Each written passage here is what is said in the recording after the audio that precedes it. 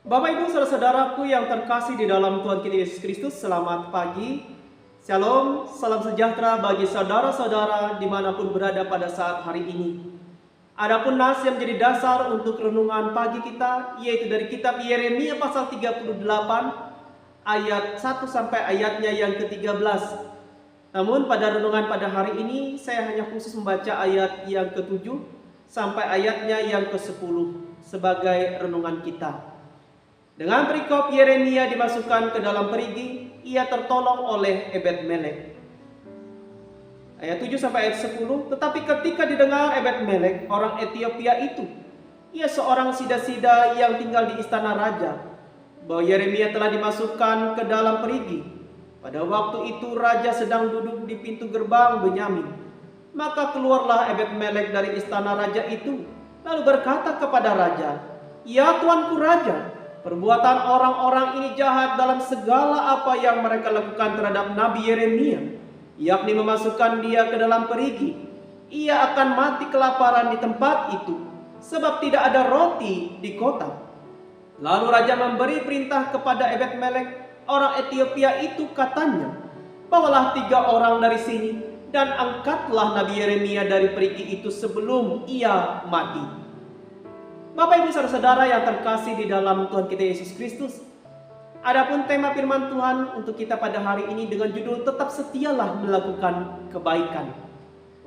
Saudara-saudara yang terkasih, kita mungkin sering atau pernah mendengar istilah EGP, emang gue pikirin, yaitu merupakan istilah yang sangat populer yang dipakai untuk menyatakan bahwa orang yang mengucapkannya tidak mau memikirkan sesuatu hal atau isu yang dibicarakan, atau dengan kata lain, ia tidak mau tahu tentang apa yang sedang terjadi dan dialami oleh orang lain.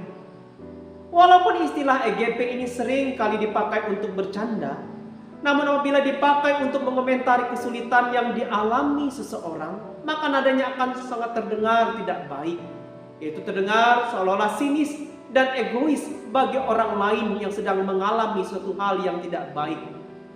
Pada kenyataannya, Bapak Ibu saudara-saudara, di zaman sekarang tentu ada orang-orang yang memiliki sifat demikian, yaitu EGP ini, di mana ia merasa jika ada suatu hal yang terjadi di sekelilingnya atau suatu hal yang terjadi kepada orang lain, lebih baik ia tidak mau ikut campur untuk urusan-urusan yang demikian.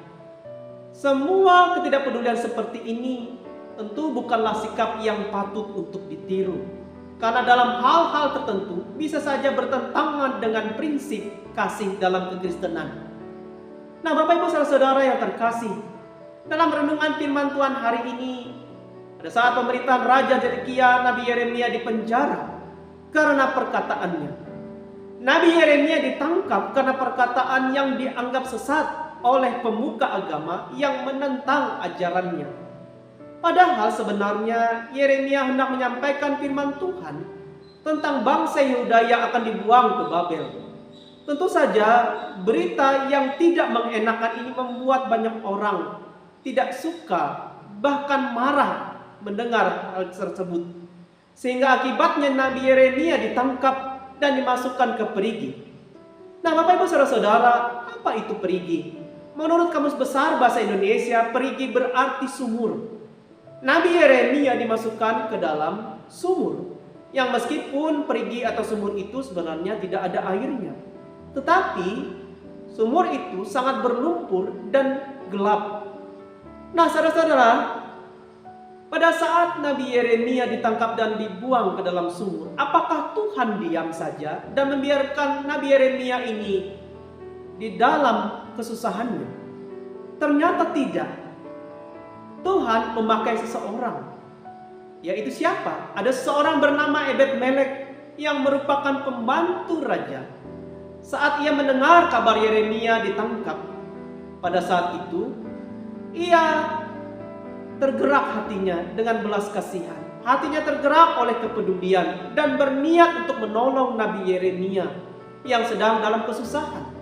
Ebed-Melek lalu menghadap dan memohon kepada raja agar Nabi Yeremia dibebaskan, sehingga ia bisa keluar dari sumur itu. Pada ayat 13, Dan akhirnya raja mau menuruti apa yang dikatakan oleh Ebed-Melek ini. Akhirnya Nabi Yeremia bisa bebas dan boleh memperoleh keselamatan. Saudara-saudara sekalian yang dikasihi di dalam Tuhan, tentu perbuatan Ebed-Melek ini tidak langsung mendapatkan balasannya, tetapi Tuhan tetap membalas perbuatan baiknya, yaitu pada saat kota itu kemudian diserbu dan akan dihancurkan oleh Babel. Tuhan berfirman bahwa Ebed-Melek ia pasti akan luput dan akan diselamatkan, di mana jelas tertulis dalam Yeremia pasal 39 ayat 18, janji kepada Ebed-Melek bahwa ia akan dilepaskan. Ayat 18, tetapi dengan pasti aku akan meluputkan engkau tidak akan rebah oleh pedang, nyawamu akan menjadi jarahan bagimu, sebab engkau percaya kepadaku. Demikianlah firman Tuhan. Nah, saudara-saudara, janji keselamatan itu dinyatakan Tuhan kepadanya bukan hanya karena perbuatan baiknya, melainkan karena apa yang mendorongnya untuk berbuat baik, yaitu karena iman dan kepercayaannya kepada Tuhan. Bapak Ibu saudara-saudara yang terkasih, firman Tuhan hari ini mau mengingatkan kita sebagai orang yang percaya kepada Tuhan Yesus, bahwa jika kita tidak peduli atas hidup orang lain, maka kita sebenarnya secara tidak langsung membiarkan orang lain jatuh dalam kesulitan hidup, atau dengan sengaja kita membiarkan orang yang hidupnya salah, maka hidupnya akan tetap hidup dalam dosa. Sebagai orang yang percaya, maka kita harus peduli dan selalu menunjukkan kebaikan kita. Dengan cara apa? Ketika kita melihat kesusahan, ketika kita melihat orang lain hidupnya tidak benar, maka kita harus menunjukkan kebaikan kita. Tidak hanya ketika kita melihat orang lain menderita secara jasmani, tetapi juga ketika kita juga menjumpai orang yang sakit secara rohaninya, maka kita harus menolong serta memimpin orang itu kepada jalan yang benar dengan lemah lembut, agar orang tersebut nantinya bisa merasakan kebaikan Tuhan dan hidupnya dipulihkan kembali oleh dan juga melewati kita. Saudara-saudara, hari ini dapatkah kita menjalankan hukum kasih ketika kita tidak mau peduli akan keadaan orang lain? Sudah tentu itu tidak mungkin. Saudara-saudara, dalam kitab Markus pasal 12 ayat 31, Tuhan Yesus berkata bahwa hukum kasih yang kedua yang harus kita lakukan selagi kita hidup adalah untuk mengasihi sesama kita seperti kita mengasihi diri kita sendiri. Yang artinya dimanapun kita berada, Tuhan ingin kita memiliki hati yang selalu rindu melakukan kebaikan, melewati kepedulian kita akan keadaan orang lain dengan kita mau menolong mereka. Oleh karena itu Bapak Ibu Saudara sekalian, selama kita masih dipercayakan Tuhan kesehatan, kekuatan, serta usia dan kemampuan, kiranya kita terus melakukan kebaikan kepada semua orang dimanapun kita berada hari ini. Dalam Galatia pasal 6 ayatnya yang ke-10, firman Tuhan berkata, karena itu selama masih ada kesempatan bagi kita, marilah kita berbuat baik kepada semua orang, tetapi terutama kepada kawan-kawan kita seiman. Imanilah bahwa setiap perbuatan baik yang kita lakukan penuh dengan ketulusan, bukan hanya sekedar nantinya akan selalu diingat, membekas, dan juga dikenal oleh orang yang telah menerima kebaikan kita, tetapi juga akan selalu menyenangkan pula hati Tuhan yang melihatnya.